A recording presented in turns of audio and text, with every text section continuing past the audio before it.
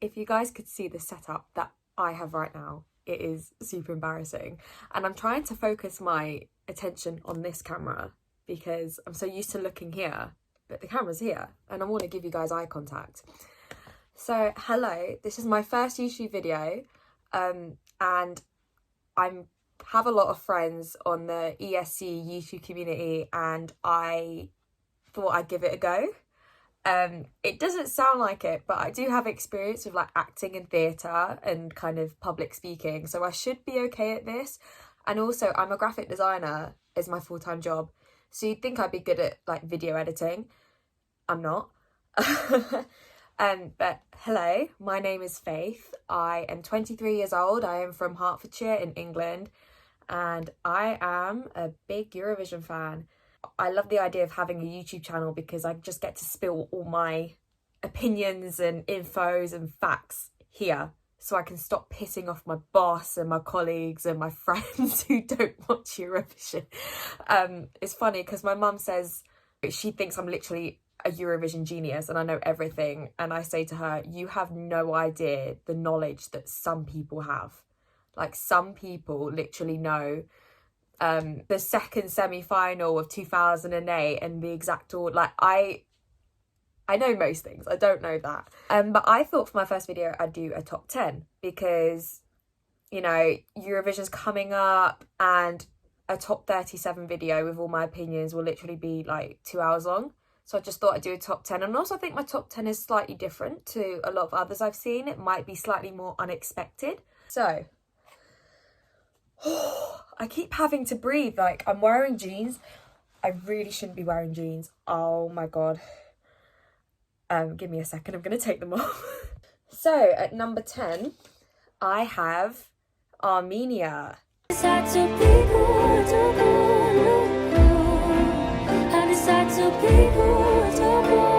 Armenia's song is Future Lover by Brunette.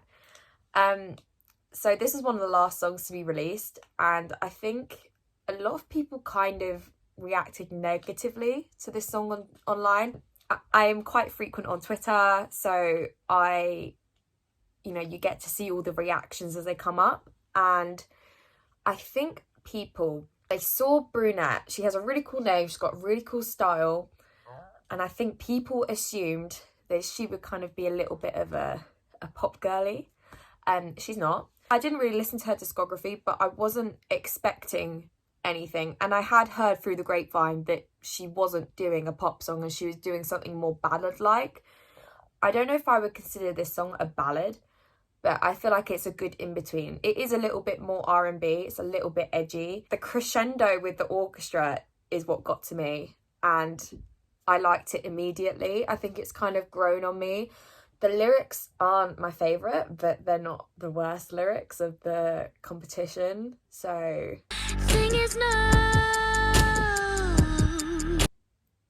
yeah. But you know what? I think it's great.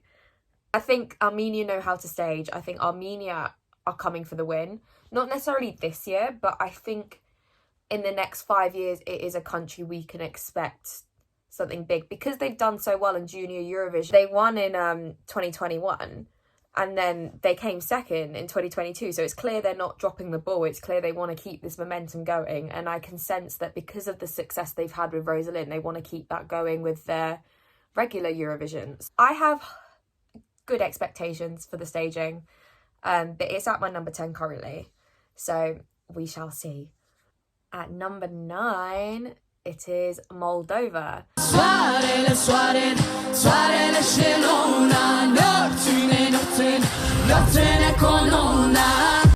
So Moldova have sent Soarele, I literally can't pronounce this, Soarele Siluna by Pasha Parfeni. And I'm sorry I butchered that pronunciation. I'm just a typical Westerner. I'm not typical, I feel like I'm not that ignorant because I made a joke on Twitter about something quite light-hearted and I got called an ignorant Westerner. It wasn't anything bad, it wasn't anything bad. I think people were just like, just didn't get the humour. I think it just hit a nerve because I think I'm quite honest and they didn't like what I said was honest. But yeah. I have a very witty sense of humour. I have a bit of a dry sense of humour. I'm not afraid to kind of show my opinions, which is what you'll see on this YouTube channel. I don't mind saying an unpopular opinion. But nothing is personal, you know. Everyone has their own music taste and everyone is allowed to think what they think. And I'm never going to say you have like awful taste and be like really judgmental about it. If I don't like a song, I'll be honest, but I don't think I've ever hated a song. So I hope that no artist will be annoyed with me if I ever chat shit about a song. So Moldova. Loved it from the start. Moldova always nail their staging. And they are one of those countries where I think they're a little bit underrated in Eurovision. They can send some really strong entries. They're very polished. He's a good looking guy and it's a very catchy song. It reminds me very much of Finland from last year. And I know it didn't do that well. Vocals are always good. I can't predict this getting top 5. I don't think this is a top 5 entry this year just because I feel like people are kind of getting over the whole like forest rave thing, and I think people want something a little bit more high energy that's a little bit more catchy. That's the vibe that I'm getting this year. Something just a little bit more free-spirited, even though forest rave would be, wouldn't it? I've noticed it's very underrated in the Eurovision community. You know, when it won the national selection, I think people were very happy because it was the favourite to win the national selection. And then it's kind of been silence ever since. I don't know where it is on the Eurovision scoreboard, but I feel like it's somewhere like 14th or 15th. Like, it's not that far out of the top 10, but it's not where I thought it would be. Because when I think it won, it was somewhere like 8th, and now it's kind of slowly gone down.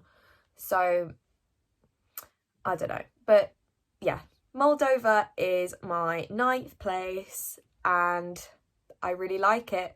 You know, as someone who likes Shum and Fulham, this is right up my street, and this is very typical of something that I would like. My number 8 is Austria.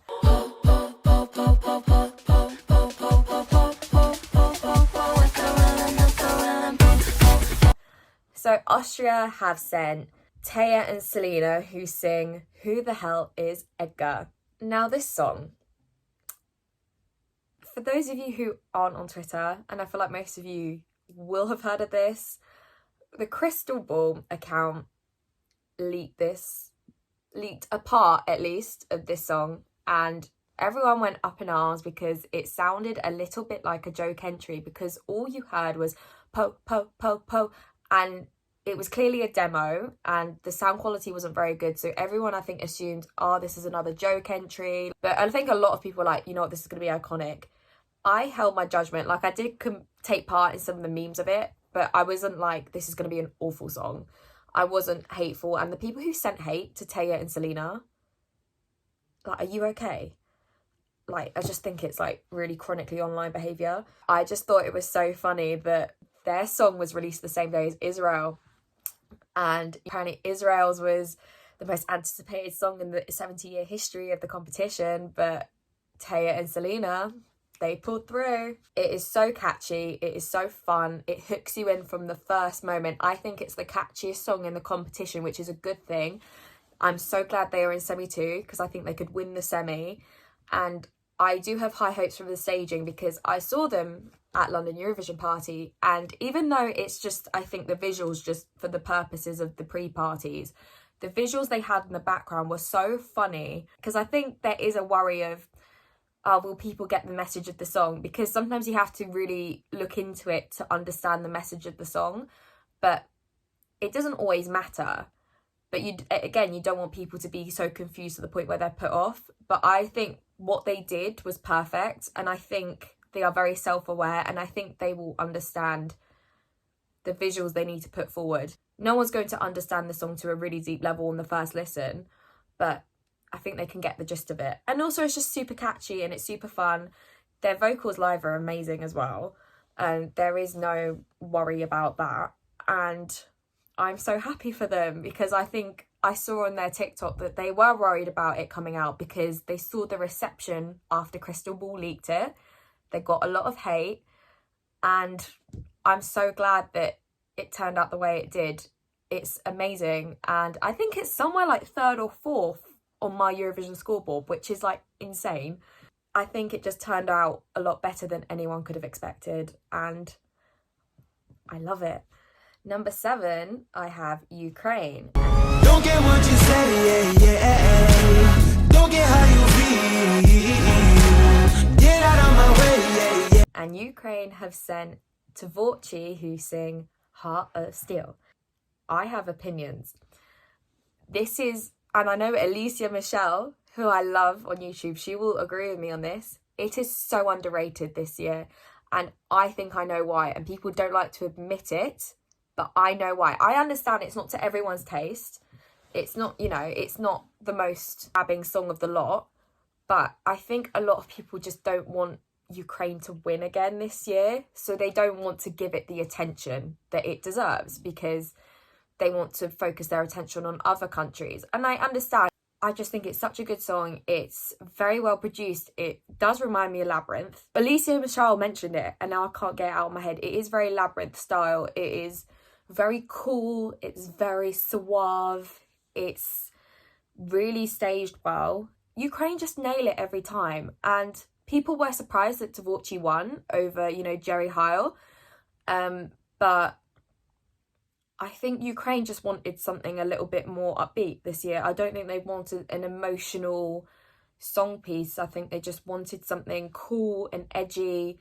And it still has a strong message. It still has this message of we are strong, you know, we have hearts of steel.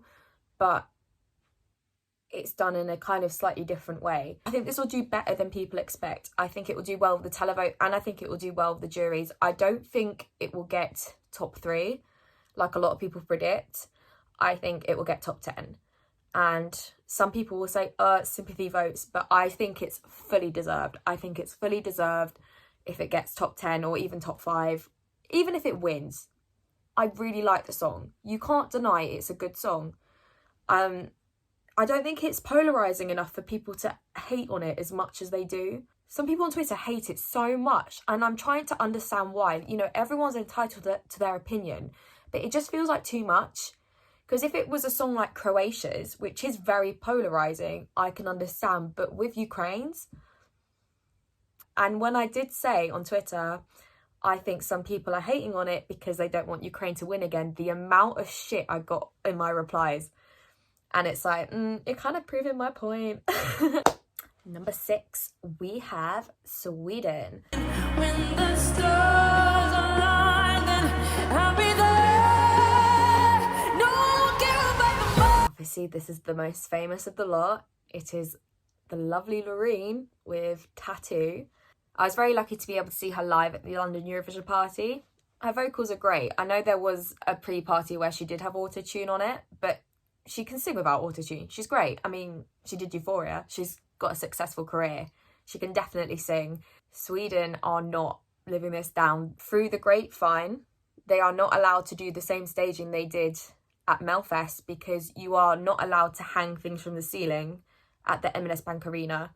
And also it needs to be set up in 40 seconds. And that was not able to be set up in 40 seconds. So they are going to do different staging. It will still be amazing. But I think we are all kind of at the edge of our seat, like, is it going to have the same impact that the Melfest one did? Because in my opinion, and people are going to get very annoyed at me for this, the staging for me is like 80% of it. The staging is what makes it impressive. I do like the song. She's got an amazing voice. She would not be number 1 in the odds if she didn't have that staging. If it was just her, just stood there, maybe with some cool lighting, it wouldn't have the same impact. It is the staging that makes it. A lot of people, you know, they have this as their number 1. And so I'm very weird in the sense that every Eurovision year, my body, my mind will not let me root for the favourite. Even if the favourite could be my favourite song, I always have to root for the underdog. I never ever root for the person who is first in the odds. And I feel like it's a subconscious thing. Because a part of me is wondering, because Loreen is top of the odds and she is a very clear favourite to win, that it's not letting me like it more than I do. But yeah, I feel like I'm in the minority that don't have Sweden, you know, in my top 3. But I think if I had to put money on it, I would put money on Sweden to win. but I think the competition is closer than people realise. A lot of people think Loreen has it in the bag. There's no way any other country will win. I think it's a lot closer than that. I don't necessarily think Loreen's going to win the jury vote. I think a lot of people think she has it in the bag. I don't think it's a given. I think there are a few countries that are very much in line for topping the jury vote. I just think the whole thing is going to be very close. I don't think there's going to be a runaway winner this year. I think it will just come down to the maths. Kind of like it was in 2019. I think it will just come down to the maths. So, top 5 now. So, number 5, I have Spain.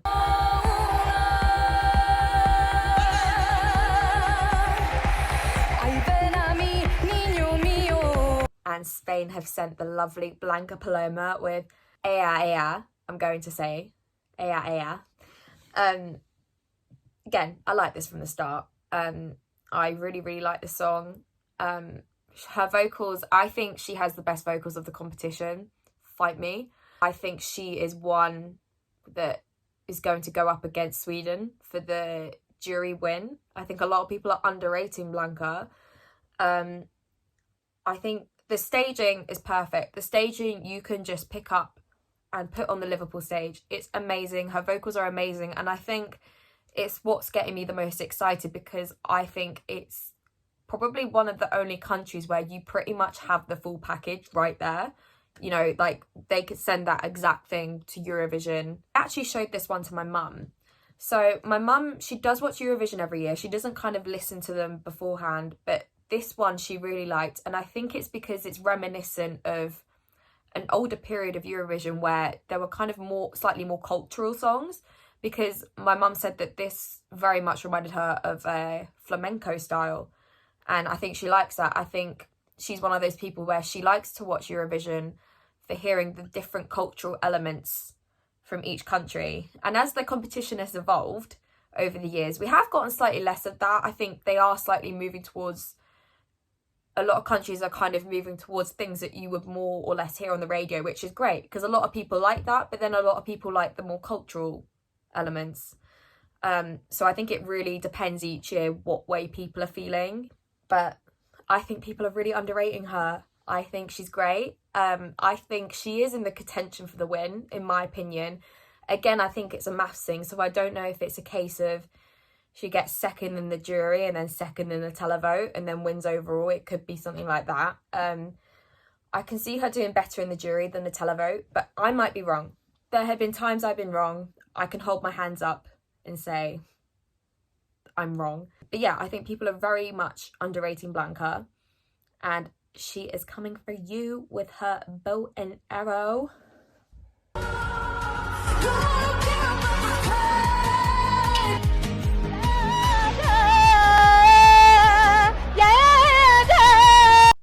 Number 4. Again, I think people are slightly underrating this entry, and it is Serbia.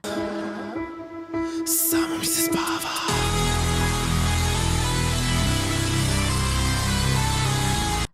Luke Black with Samo mi se spava. I keep whispering that to myself, like Samo mi se spava. I think this is great. It is. When I first heard the song, I liked it, but I struggled to visualise how it would appear on the stage because it's very modern. It has a lot of kind of special effects in the song, and if it was just him standing there, it'd be very weird. So I'm glad that he kind of went all out. He has dancers, he has insane graphics in the background, which I think will really help him because people love graphics. They loved it with Sweden in 2015. They loved it with Russia in 2016. People love it. And I think it will do well in the televote. Correct me if I'm wrong. I feel like I read somewhere that Luke Black said he wants to take it even further on the Eurovision stage because for a lot of artists at the national final, their goal is just to make it through the national final. And then once they make it through the national final, then the world is their oyster and they have a lot more options as to what they can do on the actual Eurovision stage. The possibilities are almost endless. So I think he's just going to make it bigger. I think it's really cool, and I love the direction that Serbia are heading. I love that they are sending songs that are slightly risky. Songs stand out, and I think Serbia is one of those countries that wants to win again. their national selections are strong. Their national selections are, people need to learn. Some countries need to learn from their national selection. I am wondering how it will do in semi-final 1 because he isn't in the best position. He's third. In my opinion, I think Luke is pretty safe. I think he will stand out a lot more in the final, in my opinion. Serbia is on my one to watch. I think they very much want to win again sometime soon. We are at my top 3 now. How exciting! So number 3, I have Slovenia.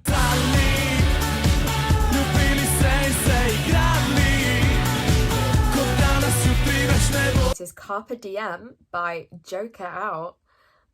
This is a song that has really risen in my list. It's always been in my top 10. It's always been in my top 10. And it's just slowly risen. I found out that Joker Out was representing Slovenia quite a long time ago. And, you know, they're a cool kind of young boy band. I don't like the word boy band because it makes me think of One Direction, and they're nothing like One Direction. They're shagadelic rock. That's how they describe themselves as. They're very cool. They're very, you know, they're all very handsome, and people listened to their discography before, including me, and they had a decent discography. But we have had it in the past where artists have had amazing discographies and then the song they put out for Eurovision is just not living up to the hype. So there was that worry, but I think it's great. I will say, when the clip of the live performance was released, because they did a live performance of it in Slovenia, that changed everything. They are so much better live than their studio version, which is great. They have so much personality. Their vocals are on point.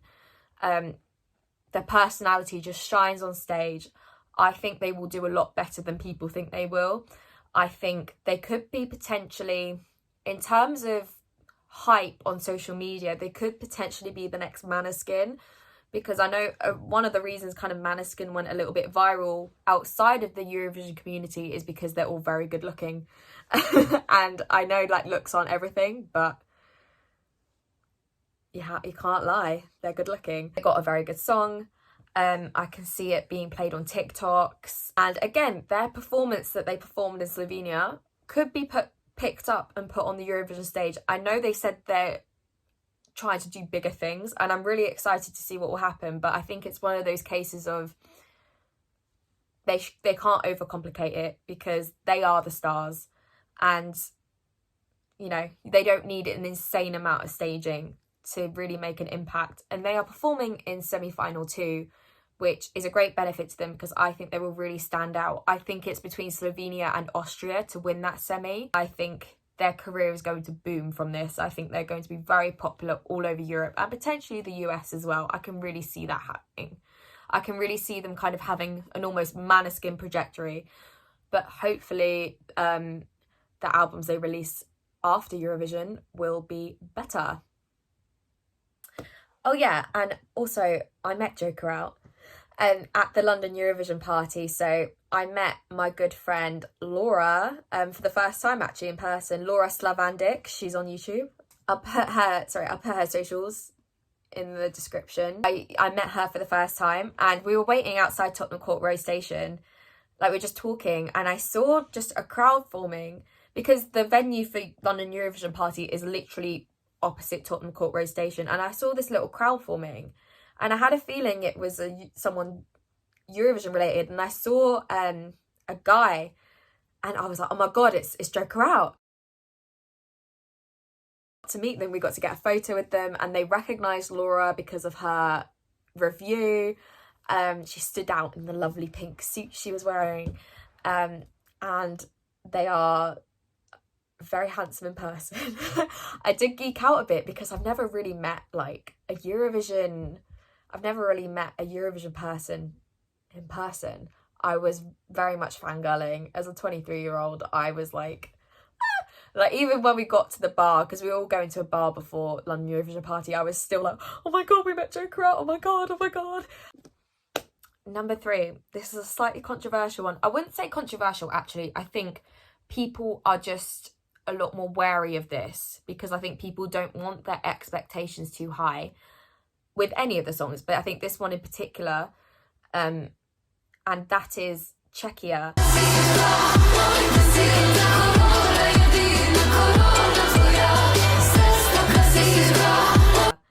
And Czechia have sent Vesna, who sing My Sister's Crown. Now, this was pretty much at the top of my list from the moment it came out. It just hit me. It was one of the songs that gave me chills when I heard it for the first time. It just hit me like a truck. It's beautiful. You just know that there's so much they can do with the staging. I love the message of the song. I think they can really use that to their benefit. I think the reason people are a little bit wary of it is because the vocals in the live performances we have seen haven't always been consistent. And that isn't always their fault, because a lot of the audio at these pre-parties and just TV performances in general aren't always very good. And also, you know, they have to experiment with the sound mixing and who harmonizes what. It's very different from the studio version, and I think that is something they are starting to nail, because when I did see them at the London Eurovision party, they were very good. It was probably the best live performance I've seen of them. And I think there's just so much they can do with the staging. I did see an article, and again, please correct me if I'm wrong, because sometimes I see articles that say things and then turns out they're like bullshitting, and it really pisses me off. But they're not having instruments on stage. Now, this is interesting because normally at Eurovision, for those of you who don't know, they do not have live instruments at Eurovision because it's just too complicated to set up. So any instrument, people playing instruments you see on the stage is all pre-recorded. So they're not having instruments, but I think that's kind of cool, because in the music video, none of them are playing their instruments. So I feel like maybe they have been listening to us, because I think more artists should listen to what people want and what people like from the song. What people liked was how amazingly directed the music video was. So I really do think, if I had to make a guess, they are taking inspiration from the music video and they're going to try and recreate it on the stage somehow, because I think there's a lot they can do with it. I think it is a song they can stage well with the right director. And Czechia, you know, they have been very hit or miss with their staging over the last few years. Last year they nailed it. Last year they really nailed it. So I'm hoping they will kind of continue that trajectory. And I would love for a country to win for the first time. And I know a lot of people want Czechia because Prague is cheap, but I just think it would be really cool for a first time winner. As someone from the UK, and, you know, we are hosting the competition for the first time in 25 years, I would love it for a country to win who A, hasn't won it before, or B, hasn't won it for a long time, or maybe has only won it once. You know, as much as I love Sweden, I don't know, I feel like, you know, they've won in 2012, they've won in 2015, it's like, can we let someone else have a go, please? But I feel Czechia is one of those ones where I really can't predict how it will do. I think it will get past the semi-finals. But how they will do in the final, I have no idea. They could be top 5, they could be bottom 5. It really depends on how the public feels on the night. Because as I said before, I think, and a lot of other people have noticed, I think people want something a little bit more upbeat and poppy and catchy. And even though this song is amazing, this doesn't have those beats. So I think they have to really wow people in order to get these votes. And I think they can. I think they have the potential to. Finally, number 1. Oh my God, number 1. I feel like a lot of you guys may have been able to guess, but I don't know if you have, because some people don't like this song at all. So my number 1 is Finland.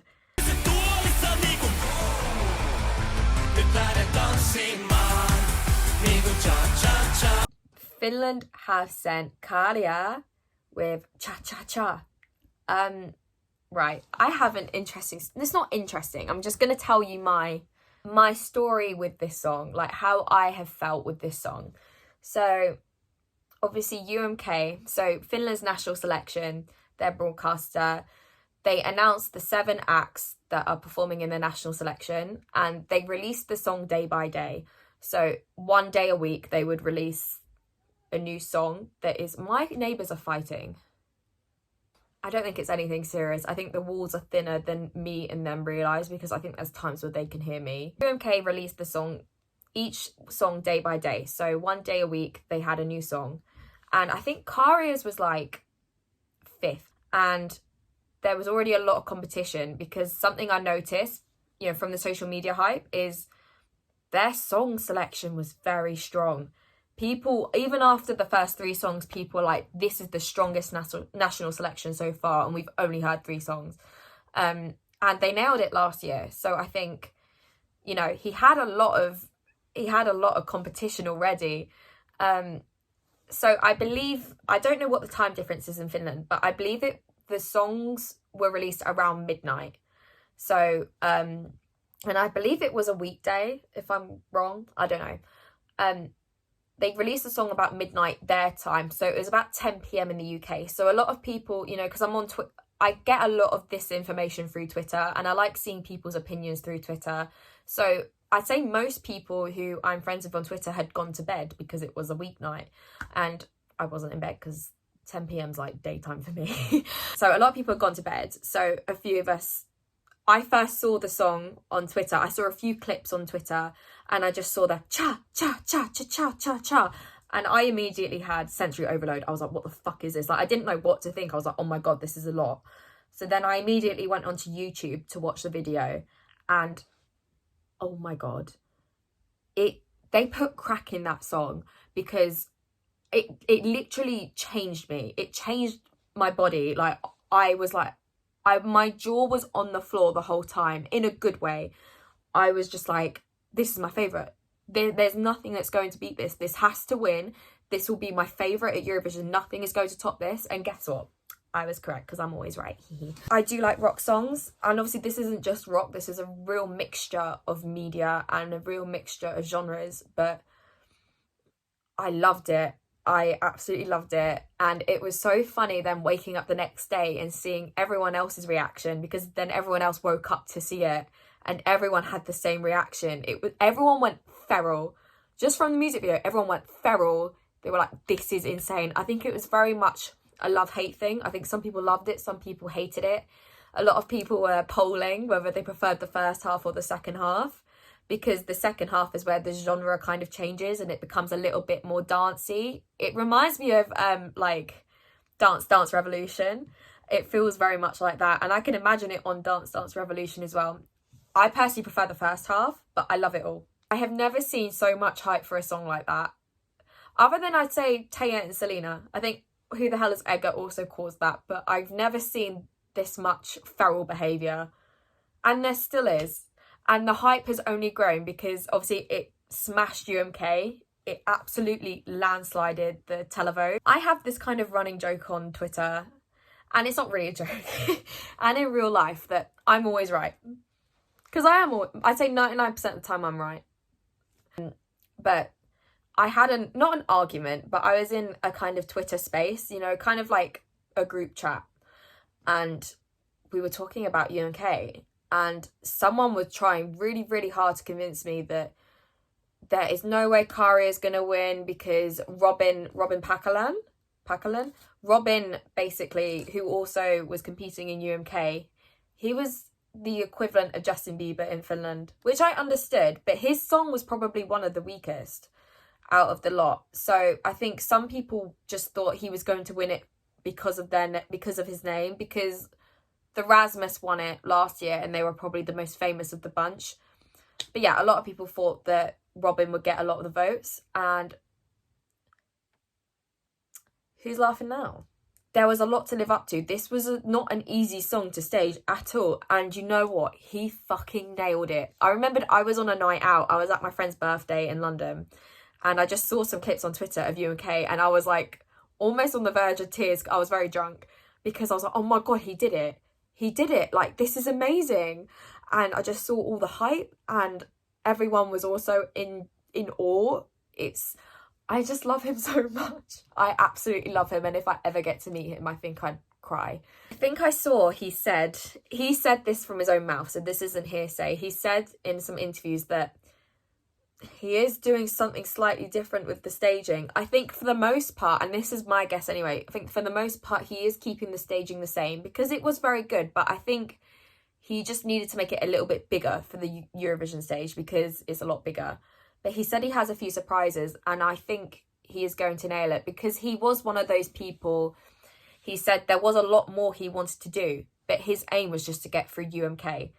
And he is such a creative person, and I think he's made all these correct decisions so far. Really difficult decisions as well. As I said, it isn't easy. This staging was not easy at all to nail, and he nailed it. And I have full faith that he will just make it even better. And that's really difficult for me to imagine. But yeah, like, I really want this to win. Like, I want this to win a lot. And I do think it will win the televote. I don't think it will necessarily landslide it, because I think there's a lot of other songs. But I think Kara performing last in the first semi-final really benefits him.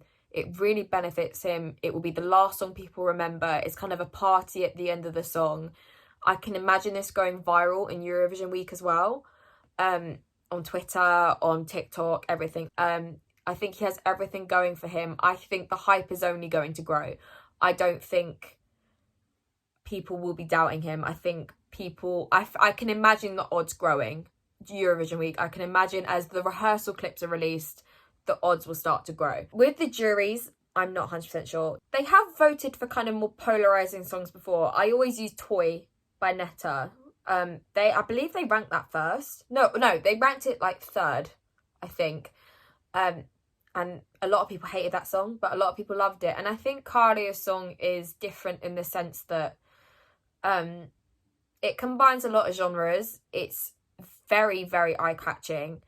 It's performed and produced well. It isn't trying to take itself too seriously, but at the same time, it's very well produced, and I think people will get it. I think those who get it will get it, and those who don't.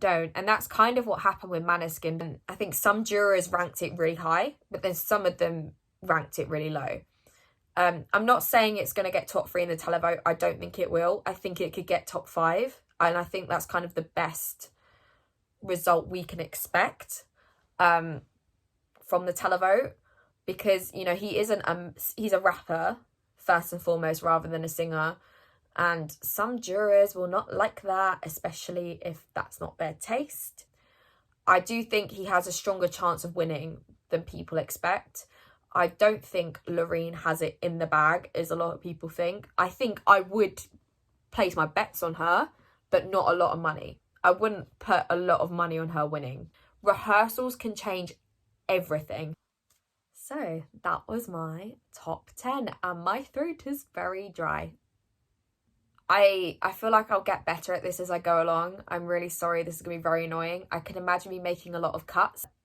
Thank you so much for watching. Please subscribe to my Eurovision account. I'm going to be making a lot more videos in the future, and I'm also going to Liverpool. At this moment in time, I am seeing semi-final 1 and semi-final 2 afternoon rehearsals. I hope to vlog a little bit as well. I leave on the 8th of May. I'm very excited, and it's mad that it's like I leave in just over 2 weeks.